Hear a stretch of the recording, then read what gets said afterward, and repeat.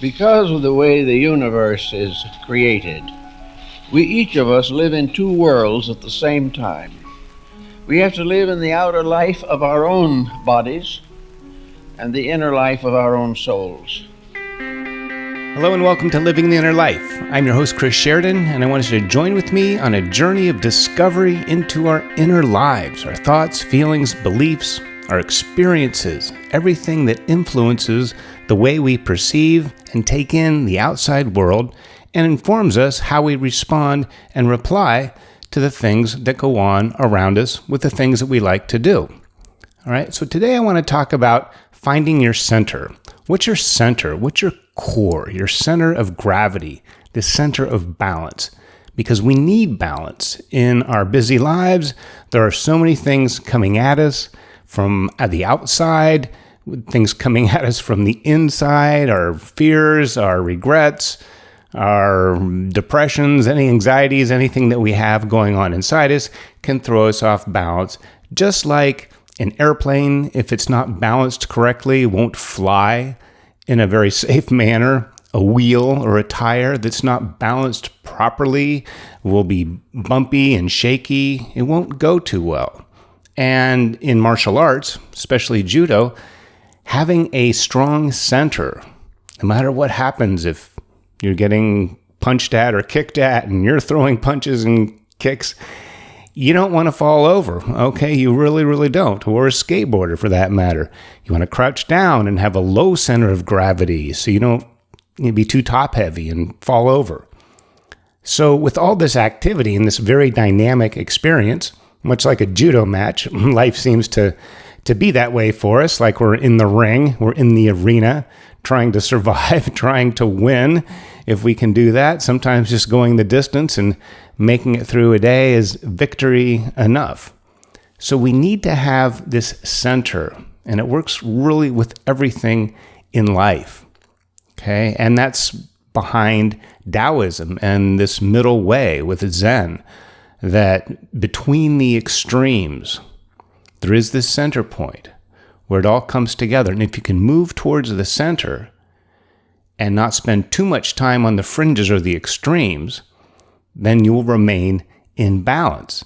Now, it's not a static thing. It doesn't mean you go to the center and stay there, okay? That's middle of the road, and we all know how middle of the road music isn't all that great. It's not really harmful. It's not really special. It's just kind of safe, and after a while can get kind of boring, just like extreme moderation, okay? I know moderation is the key to life, and moderation also includes moderation. You don't want to be too moderate, too middle of the road all the time. But that is your core. That is your center of strength, okay? This balance point. You always want to know what that is, and you want to know how to get back to that, because we do get thrown off. We can't stay in the middle. We're always moving and bobbing and weaving and trying to dodge and accomplish things in life, and it can easily throw us off, and we need to be. Sometimes we need to reach out to one side or reach out to another side or endure some of the things that come our way, and we're blocking this and diverting from that. Very necessary in this very dynamic life and existence that we have. But to have this center, to always come back to it, have that be your fail-safe, have that be this strength from which all other activity can emanate out, like the trunk of a tree. So you have this core, this center of the tree, the trunk. It's bigger, it's stronger, it's where the roots go down into the earth, and the taller the tree, the deeper the roots for stability and strength. And the stronger the trunk is, the larger the branches, the further out they can grow, and the heavier fruits or nuts or whatever grows on the trees, a bird's nest, more and more it can support if it's more and more stronger and centered. Okay, if it's off balance, the tree will topple. So you want to have a balanced tree, but you want to have this strong core. And it's not just a structural stability thing. that the trunk of a tree provides. It's also the life force. So in the trunk and then going up through the center of the branches is where the nutrients and water from down below can be sucked up through the roots and through the tree. Because in the wintertime, in a four-season place, the tree will lose its leaves. The birds will no longer nest there through the winter. They've gone away, most of them. And the thing looks dead. It looks really dead on the outside. There's no life around it, but their life is inside, deep inside. So it can endure the winter months and the cold and the elements and the lack of sunshine and everything else that happens in wintertime. And it remains alive because it has this strong center. That's where the life force is. You know, our human bodies are that way too. We have our spine and all the vertebrae that make it up, all 33 of them. And the stronger that is, and the more balanced that is, sitting up straight, having good posture, the stronger we can be. And that's even something that's used a lot in exercise training and fitness is core training, core strength, having your core be very, very strong, because you could have really fast, strong legs and big muscly arms that can pick up all kinds of weight. But if you don't have this strong core inside with your chest and your abdomen and your back muscles and shoulders, then, because that's where everything is attached, you don't want that to be the weak part. That should be the strongest part. Okay? So it's great for strength. It's great for our physical balance in whatever activity we do, whether it's sports or anything else. And it's also true with our inner lives. And this is really where we need it the most, to have a strong core, a center, a defined and strengthened center of your being within yourself. And that's mentally, emotionally, spiritually, really in every way. In addition to the outward physical part, this inner strength, this inner core, this center is where we can find the most strength to endure the things mentally and emotionally that happen to us and happen through us. It's how we can find the truth. It's how we can find calmness. And it's our refuge. It's our go-to place that will always bring us back to center. Okay? Because that should be like the center of a wheel, the hub. That's the part where all the other parts are attached. And if that part is weak, all the other parts won't have an attachment point. They won't have a center of focus. Okay? And that's what we want to do. We want to have this central core, like our spine, or like the trunk of a tree, our mental, psycho, spiritual, emotional, psyche center, this inner core of our inner life. Okay, so what does that look like? It's mostly comprised of values. What do you think is important? What do you feel is best for you in your life? If you have a strong conviction that is backed up with experience, with repetition, with emotional vitality, if you have this conviction, you are much less likely to be swayed by somebody else's conviction, whether it's in the world around you or your friends or something at work. If you have a belief about yourself, or you have a conviction about what you feel is valuable and right in your life, including what you find interesting. Okay, what do you want to do? What do you like? What is important to you? What is a core value? What are one of your core strengths? Okay, I can use an example for myself. One of the things I like to do is share what I know, what I have learned, that I have found interesting. And I was glad somebody shared that with me, or I discovered it from a book that somebody else had discovered. I want to share that. And I want to say, hey, this worked for me. It may not work for you. I don't know. But wow, did you ever hear of this? Or you ever hear of that? And that can be great. That's been with me, I think, as long as I can remember. I always like helping out other people, helping them figure something out, helping them see things in a new way.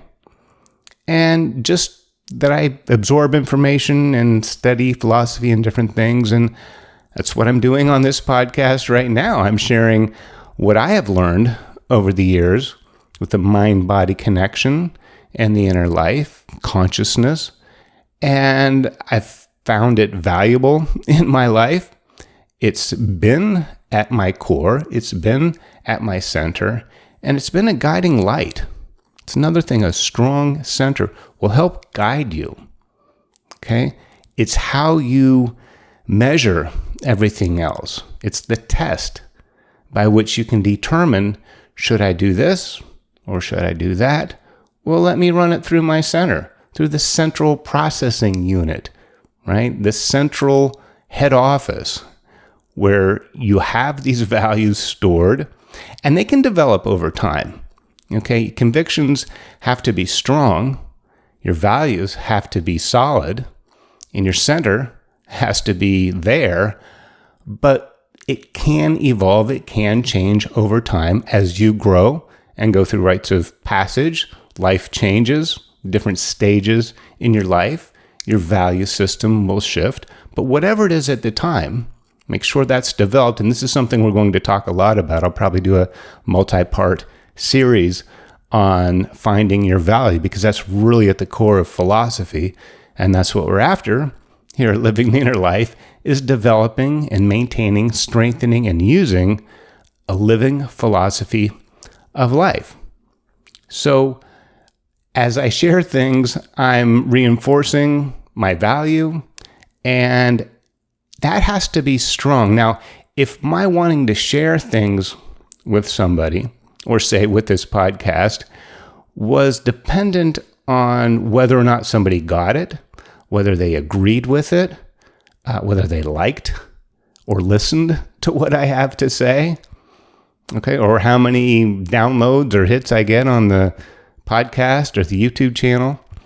Okay, if my happiness or my enjoyment of sharing things is based on some other factor, then it'll just blow with the wind, okay? Then it's not that strong of a conviction. So when I talk about a conviction or a core value, you want it to be as unshakable. Now, you may have to bend because life bends us in different ways.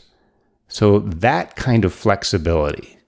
But it's like a reed. There's a Taoist, I think, from the Tao Te Ching, that to be like a reed, and that's like a cattail or something that grows on the side of a pond or a river, and that way you have deep roots, but it's also flexible. If you're too rigid when this wind blows and the tide changes and opinions shift, and you're just rock solid, no, I'm not budging, then you have a chance of being brittle and you could break.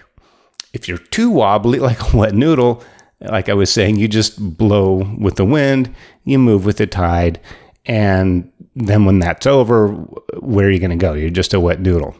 So to be both, to be firm and have this solid center that's connected, that's grounded, right, deep in the earth, like the roots of a tree, and yet be flexible enough that you can bend with the surfacey things that change and always then return back to this center place.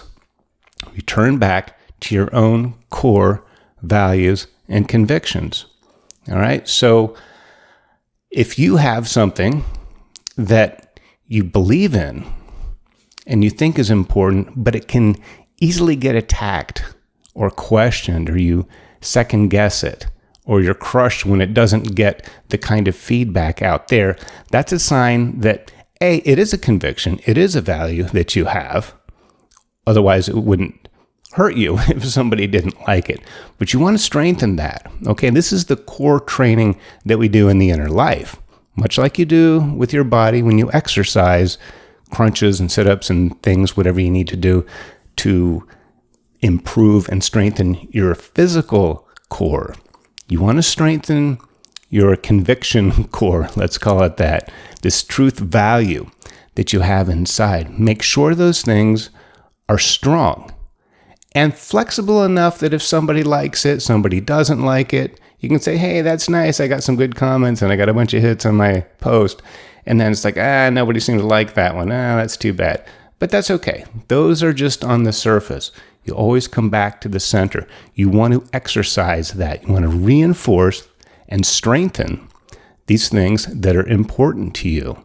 And that will constitute your core values, your beliefs about yourself, your beliefs about the world, and how things operate, what you like, what you don't like, okay, your boundaries, what you let in, and also your boundaries determine what you let out. You may want to contain things a little bit more. If you're wearing everything on your sleeve and you're telling everybody all your plans that you want to do before you have a chance to really do them, then they're susceptible to somebody else's opinion. If you're just talking about ideas, one goes, well, I don't get it, or I don't like that. Wait till you've done it enough to where you've developed something that you can share. Okay, something that's a little more solid than just an idea. Keep that contained. I did a podcast on containment and why that's important. Like baking something in the oven, you don't want to just keep opening the door and pulling it out and looking at it every 5 minutes. It'll never cook properly. You want to keep it, and then when it's ready, pull it out. So be careful with new convictions or new ideas, things that you're wanting to do. If you're too open with them, then again, they're not strong enough. They're not condensed. They're not structured and built in a strong enough way that they will be safe from outside opinions or things like that. Okay. And like I said, you can change these core values, and you should not question them in the way that you're second guessing yourself or getting in fear and self-doubt. I'm talking about evaluating them every now and then, saying, can I estimate this as being my core value? Is this something I still like? Is this something I still want to do? Is this a priority? Is this something that I value over other things? Because that's another really important part about having this strong core, this center of your being, is that you are not as likely to get thrown into extremes. Okay? And a lot of the times these extreme things are really on the surface. Think of this inner core, this center, as being stabilized in a way, being in the inner sanctum, right? The holiest of holies. It's the Alamo. It's a very protected, very safe place. Not protected in the way it's like cut off from the world. You really want to use it and vitalize it, but you want to have control over what you let in and what you let out and when. But it keeps you from getting too beat up by the surface things. Okay, because if you lose contact with that inner core and you're distracted by a lot of things on the surface, the phone rings here, you have to return that call there. Oh, you got to pick somebody up. You have to do this. And now this needs fixed and I have to call maintenance. There's 1,001 things to do in a day, and there will be tomorrow. That's just life. Okay. And we can get drawn into other things, other people's dramas, something on the news. Somebody needs help with this. Okay, I really wanted to, work on my novel, but okay, I'll go do this and help you clean your garage or whatever you need. We can do that piece by piece. We can just lose contact with what's really important. And of course, you can put down whatever you're doing to help a friend out. We always want to do that, right? If you're wired that way. But to get distracted by all the little things in life that may or may not be that important, they always seem like it, but you can draw yourself away from your center. And if you're going this way and then you're going that way, pretty soon you're just going to tumble over. You're going to fall apart. You're going to fall down and wonder what happened. Okay. And then you have to, oh gosh, I got to get my stuff together. And you do. And that's what having this center will do for you. It'll keep you from getting distracted and too drawn in to all the things on the surface, right? Like a storm on the water. That's a metaphor that's used in Scripture, in the Bible, is that if you're out there in the stormy seas, that's on the surface. The storm in the sea is always on the surface, and it's rough, and it's dangerous, and it can be deadly. But if you go down underneath the waves, down far enough, it's always calm, okay? You're not as influenced by the things that happen on the surface, because that stuff will come and go. And you can't always wait for a sunny day or calm seas to enjoy yourself. They may be calm, they may not be. Either way, as long as you have this truth core, this center of being within yourself, and you're in contact with it, and you've developed it, and it's strong enough that it can withstand all the slings and arrows that life throws at it, you're going to be in good shape. And it's also your guiding light, okay? It's your North Star. That's the center of the circumpolar stars, the way the stars, appear to move around when the Earth rotates. There is the North Star, Polaris. And as long as you can see that, well, you can find out where you are if you're navigating in a ship or walking around at night, and it's not too cloudy, hopefully. Then you know where east is, then you know where west is, then you know where you're going. And that's really important to be centered, okay? If you're framing a picture, you want it to be centered. I don't necessarily mean compositionally your subject is always square in the center. That's a choice you can make as a photographer or cinematographer. But if you hang a picture on the wall, you want the nail and the wire to be in the center, otherwise it'll be off balance, and that's not going to look right, okay?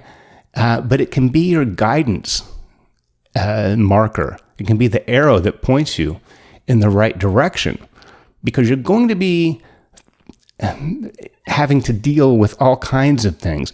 And as they come in, you're going to know how to respond. You can't know how to respond to all 150 things that you're going to deal with this day. But if you have that one truth core, that center of your being that informs the way you respond to the outside world, you have that one magical, that can be applied to anything that comes your way. Because you're informed and you're guided and you're oriented. You know which way you're facing. You know which is up. You know what's down, what's this way or that way. And you can get back to this center, and this center can help lead you, can help guide you.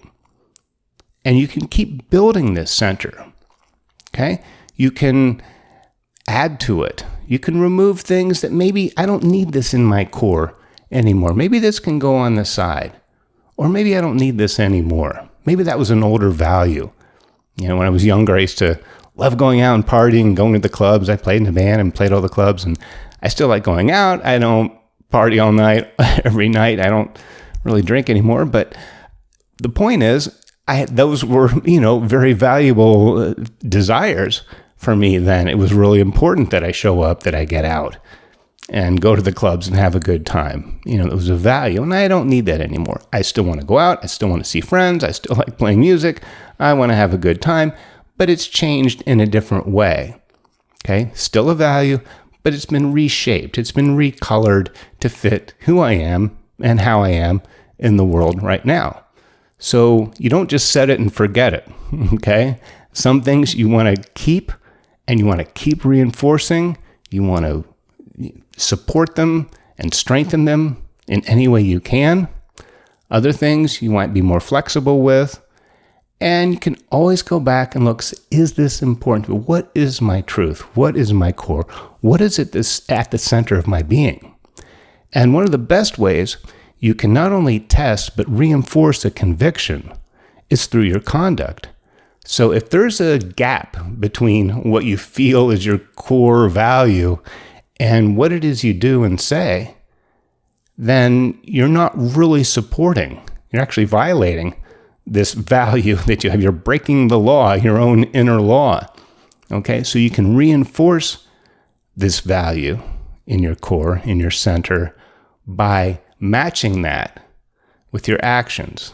So your conduct, the things you do, the way you respond, has to match your conviction. And when it does, your conviction gets stronger. And as it gets stronger, you're more likely to respond with your conduct in a way that matches this core set of values and beliefs in your convictions. Okay? So that's the inner life. That's the core value center part of ourselves. It's stability, it's strength, it's guidance. It prevents you from getting distracted in 100 different ways, and it can be your friend. And because it does all those things, one of the greatest things by having this truth center, this core value, is that it can help you relax. You can rely on it. You can depend on it. You can have peace of mind as you go through the world, knowing that you're centered, knowing that things aren't going to knock you over. Even if you have to bend and move and bob and weave, you will come back to center, and it's a place that you like. It is your convictions on your most important beliefs about yourself and the world, and it can guide you, strengthen you, and give you peace of mind in your inner life and in your outer world. And peace to you, and thank you for spending some time here with me as I share what is one of my core values, and that is sharing with you things about consciousness, metaphysics, and all the wonderful mysteries of our amazing minds and inner lives. And we will see you here next time on Living the Inner Life.